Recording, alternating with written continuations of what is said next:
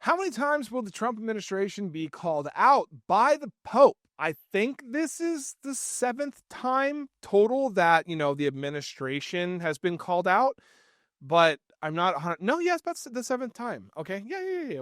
It's about the 7th. Well, it's been over the human cost of his immigration policies. And for, people of faith, and the people who care about, I don't know, basic human dignity and rights, the Pope's words are impossible to ignore. Check out this video. In the first place, the role of the church is to preach the gospel. And just a couple of days ago, we heard Matthew's Gospel, chapter 25, which says, Jesus says very clearly, at the end of the world, we're going to be asked, how did you receive the foreigner? Did you receive him and welcome him or not? And I think that there's a deep reflection that needs to be made in terms of what's happening. Many people who have lived for years and years and years, never causing problems, have been deeply affected by what's going on right now. The spiritual rights of people who have been detained should also be considered, and I would certainly invite the authorities to allow pastoral workers to attend to the needs of those people. Many times they've been separated from their families for a good amount of time. No one knows what's happening, but their own spiritual needs should be attended to. The Pope's message is simple, and it cuts through, all of the politics. Every single country has the right to control its borders, and I don't think anybody is saying otherwise.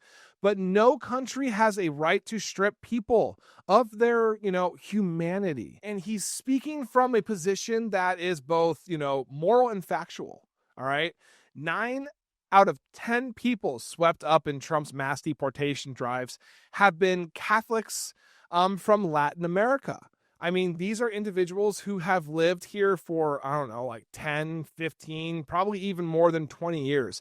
They have jobs, they have friends, they have family. Basically, they have roots in America. And what the Pope is calling out isn't the legal question of immigration status. He's basically talking about, it's the treatment. He's talking about people being dragged out of their homes, separated from children, and in some cases, subjected to force. He's saying that there are courts, there are processes, and that there are systems of justice in this country. And those systems are being, are supposed to, be grounded in dignity, human dignity. The numbers coming out of the Trump administration are staggering. All right. More than 527,000 people deported. I don't even know if I really believe that 527,000 people have actually been deported. It does not make sense to me. And I don't know where these people are. And apparently a lot of their families still cannot reach them. And it's quite terrifying. And so far this year, with the administration claiming it's on track to hit nearly 600,000. They're also saying more than 2 million people have left the country, including, I believe it was 1.6 million who, they say voluntarily self-deported.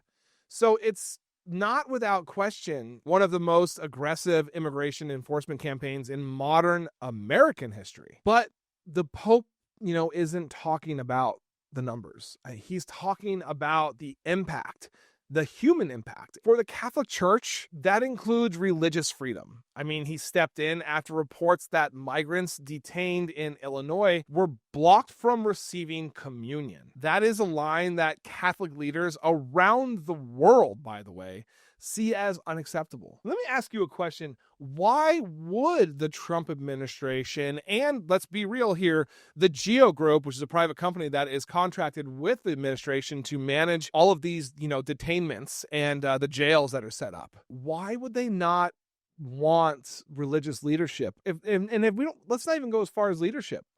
Let's say priests, pastors, rabbis, anybody in every religion to come in at least once a week and, be there to talk to these, poor people that are being treated so horribly by this government.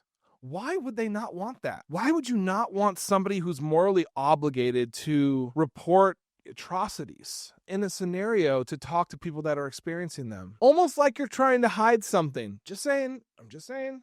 I'll keep going. I'll keep going. I'm just saying. All right. And right after like all of this, Illinois governor, J.B. Pritzker met with the Pope at the Vatican. Pritzker has been one of the strongest state-level opponents of Trump's deportation sweep, next to, Gavin Newsom. He says that the Pope specifically praised his work to protect immigrants, calling it both a moral responsibility, a human responsibility. And that is extraordinary, guys. I mean, you have a U.S. governor and the Pope essentially stating that human dignity comes before partisan politics, which makes sense, but for some reason that's not what's happening. And then there's Pritzker's response to Trump. I love this response will go down in history. I love it. After Trump called for him being jailed, Pritzker said that he believes the president may be experiencing serious cognitive decline and also needs help. I mean, you don't hear sitting, governors talk that way about presidents unless, the situation has hit a breaking point. So we have two governors right now, in my opinion, that are basically leading the fight towards Trump. And that is California Governor Gavin Newsom, who, oh my God, talk about getting at somebody's level and defeating them at their own game. My God, Newsom is the best, okay? And J.B. Pritzker of Illinois, who is taking the fight to Trump alongside Gavin Newsom. And oh my God, they are both doing such a great job. And I'm really hoping that they're going to really, ignite this fire in other governors across the United States, because if the governors stand up and rebuke Trump and start going after him the way that these two are, Trump would have no choice. They are the ones that can get him to step down. It's really sad that they're not taking this opportunity to do it. I'm just going to leave it at that. All right. So tonight, we're left with a real question about American values. The Pope isn't weighing in as a politician. He is weighing in as a moral authority. And the fact that he felt he had to, say this at all should tell us how serious this moment is for our country and the people that live here. Thank you guys so much for watching. Make sure you guys like, comment, and subscribe to stay connected and informed to the stories that matter, the people that matter, and most importantly, the truth. The thing that is so hard to find right now. And just so you guys know, I do the best that I can to answer the comments. So I really hope to see you guys in there.